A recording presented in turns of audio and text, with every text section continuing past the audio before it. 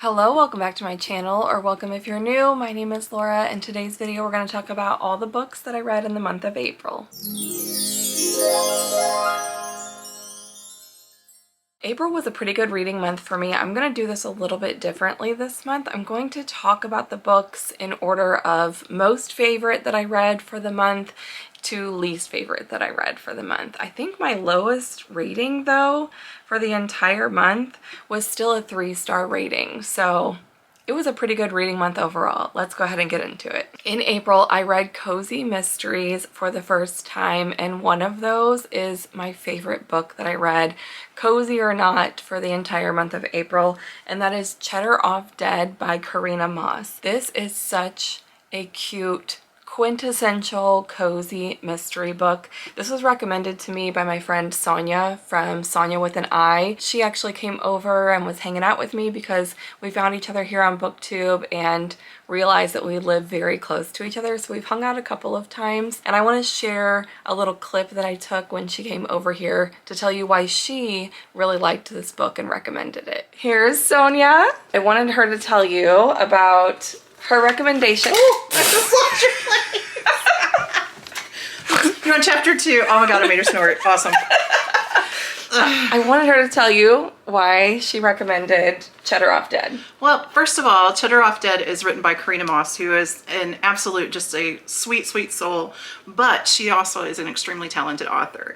I love this series because it is the quintessential cozy. When you say cozy mystery, it has the town, it has the people, it has the relationships, and it talks a whole lot about cheese, which makes me extremely hungry. Yeah. It's amazing to me how the first book was 5 stars. But every other book has been 5 stars, but it continually is a better, like, it's a better book. It's like my favorite. Like a better More star. my favorite. And like it's a 5.5 and a 6. Well, the last one I gave 5 billion zillion stars. So I'm out of stars. Anyway, this is a fantastic book. I absolutely love it. This is my first recommendation for anybody who says, hey, what can I read for cozy? Yeah. This is what I suggest. Yay. Every time. So this is Sonia, everyone. Go subscribe to her channel. Sonia with an I.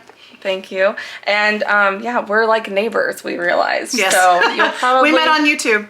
We met on YouTube, but we literally live like in the next town over from each other. Basically, so less than 10 miles. You'll see her more, I'm sure. And I couldn't agree with Sonia more. This book was so, so cute. This follows the main character, Willa, who has just opened a cheese shop in this little town, this little community in Sonoma Valley. She of course really wants her business to be successful as a new business owner, and she has a couple of helpers, a young man named Archie, and then a character that I really like named Mrs. Schultz. I can't remember her first name. They refer to her as Mrs. Schultz throughout the book. She's a former drama teacher, and she just is such a fun character. In fact, that's what I loved about this book, is that all of the characters were so unique and so distinct. Like, everybody had their own distinct voice. So this is one where I'm super excited to continue in the series, so that hopefully I'll get to see some of those characters again and get to know them even better. But the main character, Willa, opens up her cheese shop. There's a food critic in this area who has a reputation of writing like really nasty, harsh reviews for some of these business owners, and so he's kind of made a bad reputation for himself. Lo and behold, Willa comes across his dead body. Not only was he dead, but he was stabbed with one of the knives from her cheese shop, and so of course she looks very suspicious, and she is determined to try to solve this case. But she's clearly the typical cozy mystery amateur detective main character. It's really funny sometimes where she thinks that she's on to the right track, and then she talks to the police detective and they're like, no, like they clearly debunk her theories. They're like, we're on it, you know, like don't worry about it. And yet she keeps trying to figure out this mystery. It was a really fun time. Even such a minor character as her fish. She has this red and blue betta fish named Loretta who loves to watch the Food Network. I'm telling you guys, this is just such a fun time. I cannot recommend this if you like cozy mysteries enough. My next favorite book for the month is a little bit of a surprise for me. I loved Britney Spears' memoir, The Woman in Me. This was a 5-star read for me. I listened to it on audiobook. The audiobook is not narrated by Brittany, but I think the narrator did do a really great job. I was just so engrossed in this whole story. It started with her childhood and flowed in a very chronological, natural feeling kind of flow. It didn't jump around, which I really appreciated, especially in a memoir. I don't know if it's just because I remember all of these events taking place in real time. I just thought that it was very interesting to hear Brittany's perspective on that. I know that there's, you know, multiple sides, I'm sure, to each of the stories and each of the situations that she talks about, but she talked about some very, you know, traumatic experiences that she went through, and I just really thought it was fascinating hearing her perspective on it. And I wish Brittany all of the best. I thought this was a 5-star read. If you like Britney Spears, I think that you will really enjoy this. My next favorite book for the month is Fried Green Tomatoes at the Whistle Stop Cafe by Fanny Flagg. This was not what I expected, but it was a fascinating, really entertaining read. This book has multiple timelines. Essentially, the setup is that Mrs. Threadgood, otherwise known as Ninny, is living in a nursing home, and Ninny meets Evelyn, who is a lady who is actually visiting someone else in the nursing home, but she ends up meeting Mrs. Threadgood. Mrs. Threadgood is just this chatty, older woman who just starts telling Evelyn all these stories about when she was younger, growing up in Whistle Stop, Alabama, which is a small railroad town. And so they just developed this friendship of Evelyn coming to the nursing home and having snacks with Mrs. Threadgood and listening to the stories about when Ninny or Mrs. Threadgood was growing up. So then you're getting the present day of Mrs. Threadgood and Evelyn in the nursing home, but you're also then getting all the backstories from the Great Depression era, like 1930s and later. I will say that the timeline of all the backstories jumps around quite a bit, but I think that that was done intentionally because this is all being told by Mrs. Threadgood, and she's, you know, a little older, and so it makes you kind of question, like, are all of these stories really 100% what happened, or is this just the stories that were being told by Mrs. Threadgood, and she clearly is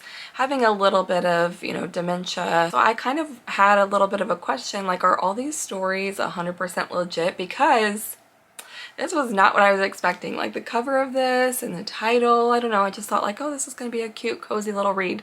I am telling you that in like the backstory pieces, every other chapter somebody is getting killed or stabbed or losing a limb, getting hit by a train, like all kinds of things that are happening to these characters. Some of it was really hard to read. We talk about, you know, racism, the KKK is involved in some of this, some traumatic experiences that these characters go through, death and loss of loved ones and grief. There's a lesbian couple that own and operate the Whistle Stop Cafe, and so most of the setting is around this cafe. It's really a story about community and just this small town that really comes together, and they're just kind of like this big found family that looks out for each other is really what's at the heart of this book.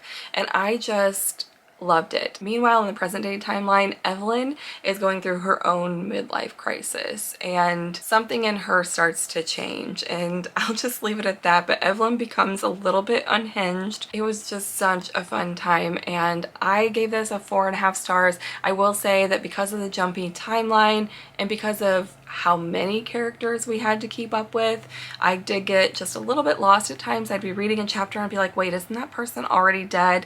And I had to realize, like, oh wait, we're jumping around in the timeline a little bit. I know that that was intentional. It did make it a little bit harder for me to follow at times, but still an overall really fun read, and I would definitely recommend it. Next is another 4.5 star read. I'm telling you guys, this is a really good reading month.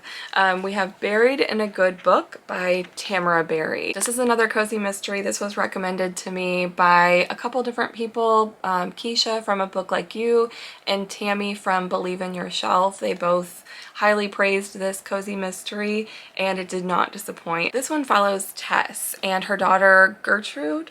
Yes, Gertie or Gertrude, who is her teenage daughter. Tess is newly divorced and she's a mystery author. She's having a little bit of, trouble connecting with her teenage daughter after the divorce. And she inherits this cabin that her grandfather had left to her in this small town, rural type of community. And so she decides to take her daughter there. Her ex-husband has kind of distanced himself from both of them and really isn't in her daughter's life. So she just thinks that maybe a fresh start at this place where nobody knows her is going to be a good thing for her and her daughter. But no sooner had they arrived at the cabin when they hear this like boom and blasting going off, and all of a sudden it starts raining fish parts and dead human body parts.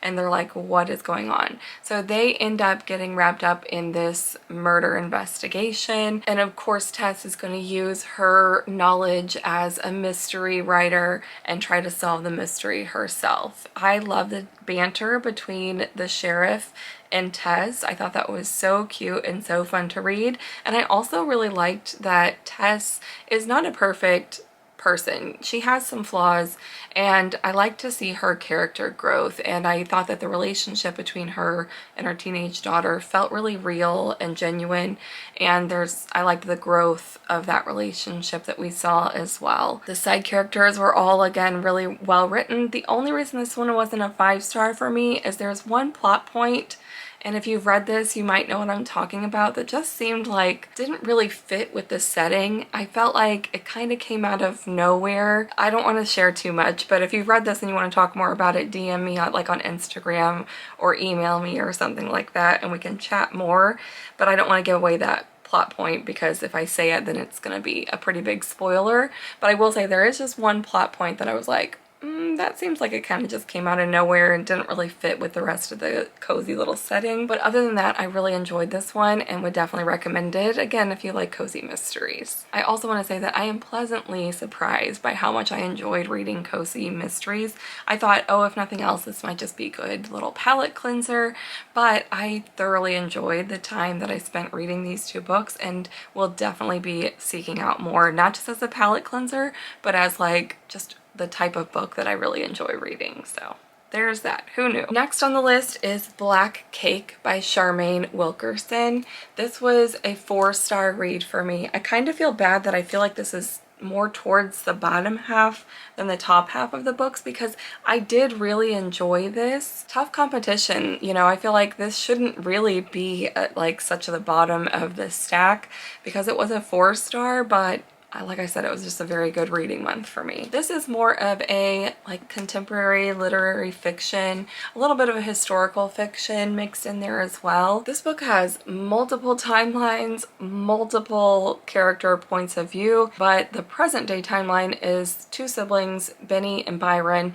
whose mother has just passed away, and her attorney has a 8-hour recorded audio message that their mother left for them, telling them about her past, her secrets, her family history that they knew nothing about.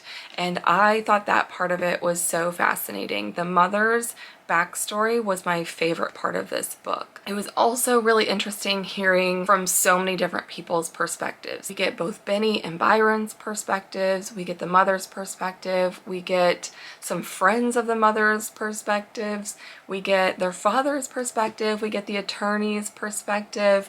I mean, like I said, so many different characters' points of view, and I actually thought that that was really fascinating, but I will say that I was more invested and interested in the mother's story more than anything else. I also had the same critique for this book as I did for Tomorrow and Tomorrow and Tomorrow, which also ended up being a 4-star rating for me, funny enough, because I feel like the book is really well written. The writing is excellent.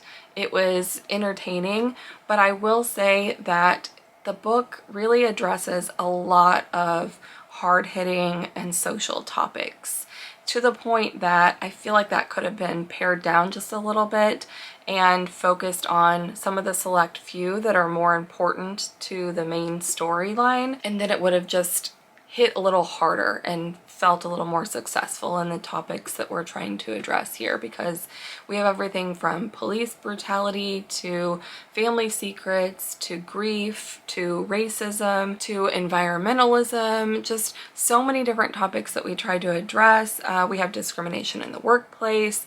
It just goes on and on. I'm sure that there are topics that I'm forgetting. Oh, sexuality and how, you know, people of bisexual orientation are treated just in general. I just feel like if that would have been pared down just a little bit and we would have covered maybe half of those hard-hitting topics, it would have felt a little bit more successful in what we were trying to say there. But overall, this was a debut novel, and I would definitely read something from this author again. I think she's an amazing writer, and I'm excited to see what else she would come up with. Next, we have The Magic of Lemon Drop Pie by Rachel Linden, and this was such a cute little read. This is a magical realism romance, is what I would call this. It follows the main character, Lolly, who has been working for the last several years to try to keep their family restaurant afloat, essentially. They have this little diner that is kind of worn down and kind of starting to have some trouble financially, and she's really trying to hold on to it for her father and her younger sister because her mom passed away several years ago, and she had made a promise to her mom that she would try to take care of things for her and make sure that her family is taken care of. So she's kind of taken on the role of her mother, but she's also dealing with her own grief, and she's really put aside all of her personal priorities to try to make this business work for her family and to try to care for them. That is until she comes across an old journal of hers from when she was a lot younger. I think she was like middle school age when she wrote this, maybe 13 or so, I think. And where she had written some life goals, things that she wanted to accomplish. And as she reads through the list, she realizes she has not accomplished any of those goals, or not in the way that she at least had envisioned them. And so she just is really kind of down on herself, really just not happy with the way that her life has turned out. That is until her great aunt comes to her with these 3 magical lemon drops. And what these magical lemon drops do for her is that it allows her to go back and relive one day of her life in a way that would have turned out differently. It's a really interesting take on, you know, living with our regrets and all those what ifs that we ask ourselves when life's not going the way that we thought it was going to. So it's a kind of a way for her to see how the what ifs would have played out in her life, and would she do anything differently. And so of course there is a love interest involved, and I really liked that part of the storyline. I thought that was really, really sweet. I do think that a lot of the plot points were a little bit predictable, and I don't know, it didn't make me cry, and I feel like it probably should have. I don't know, for some reason I just wasn't super connected to the characters, but I did think overall it was a very sweet, very fun story. What I also really enjoyed was the recipe at the back of this for Lolly's lemon drop pie.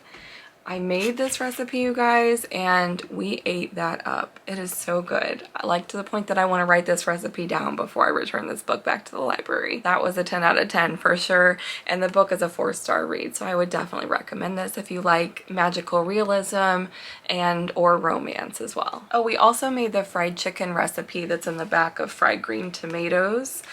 So if you're looking for some recipes, definitely check out this one too. So if you ever have like a food themed reading prompt, I would recommend all of these books for sure. Next, we have another book that I listened to only on audiobook, and that was called The Berry Pickers by Amanda Peters. The Berry Pickers also slightly has a food theme to it, just in the fact that this is following at the beginning a native Canadian family, so a Canadian Indian family who are seasonal workers or migrant workers of some sort and picking berries in the field in Maine. So this family is working in Maine, picking the berries for the summertime, and the youngest daughter in the family, Ruthie, goes missing. Clearly because of their race, the local police don't want to get involved.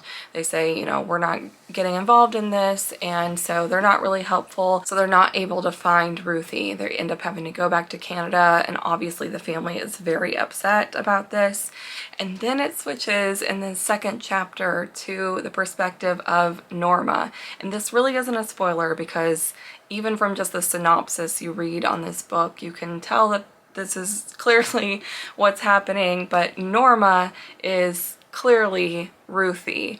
living with another family that, you know, is not her actual family. And so both Joe and Norma's perspective kind of go back and forth throughout the book. So we get the dual perspectives, and we get parts of both of their childhood and their lives and just the things that they've experienced, obviously separately. And so you can kind of see how both of their lives end up turning out, and both of their perspectives are also being told now that they are older. So Norma is now realizing that she may not be actually Norma, she may have another family that's out there, and Joe, we find out, is dying. And so that's really like the biggest question that we're trying to figure out throughout the book is, are Norma and Joe and, you know, Norma and the rest of the family going to get to reunite and be back together again as a family, and are they going to make that happen before Joe ends up passing away? This book was a 3-star read for me. I liked it and enjoyed listening to it for the most part, but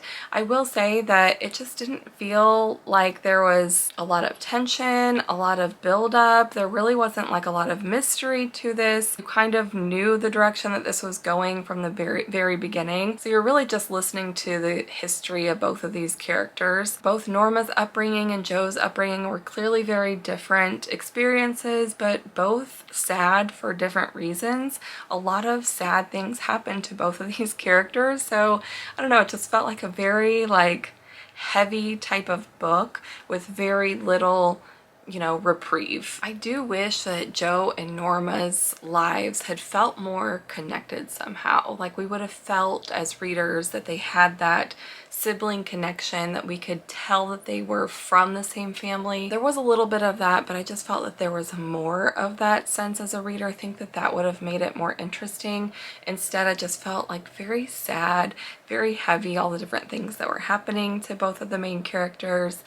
And we were really just kind of waiting for the end to find out, are they going to reunite or not? So I don't know, it was an okay time. That's why I just ended up as a 3-star rating for that one. I think I would read from that author again, but definitely not my favorite for the month. That leaves me with the last favorite of the month, which was still a 3-star read, although I would say this is kind of like a generous 3-star read. If I was giving like quarter ratings, which I don't, I would say this is probably more like a 2.75, but we'll call it a 3-star rating and be nice. This is Murder Row by Simone St. James. It's my first time reading from Simone St. James. I read this for the Sleep When I'm Dead book club hosted by Reading with Jess, and it's just not my favorite thriller. There is a little bit of like a horror blend to some of this, so it's kind of like a thriller horror mashup. This book follows two main characters, Eddie and April, who are a newlywed couple. They've only been together for about 5 months.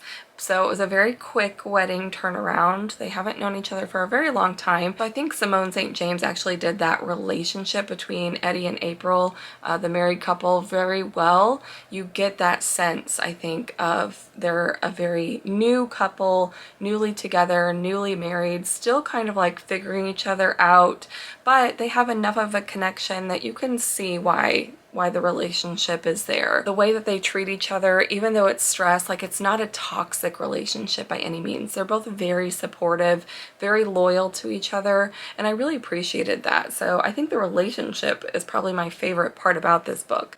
The plot is where it loses me. So basically Eddie and April are on their honeymoon, and Eddie is driving late at night. April has fallen asleep, and when she wakes up, they're kind of off track. They're a little bit lost. They find themselves on this road, and they end up coming across this girl walking on the side of the road, and they slow down because it's late at night. She's all alone, so they slow down to check on her. They decide to pick her up and take her to the hospital because they realize that she is not only alone on this road in the middle of the night by herself, but she's also injured. So they take her to the hospital, and the girl ends up dying. And so of course they look very suspicious, and so they decide that they want to kind of play amateur sleuths and detectives, and some of the community members get involved, including Rose, who I really loved. She's like the lady that lives in this bed and breakfast that they end up staying with, and I really liked that side character as well.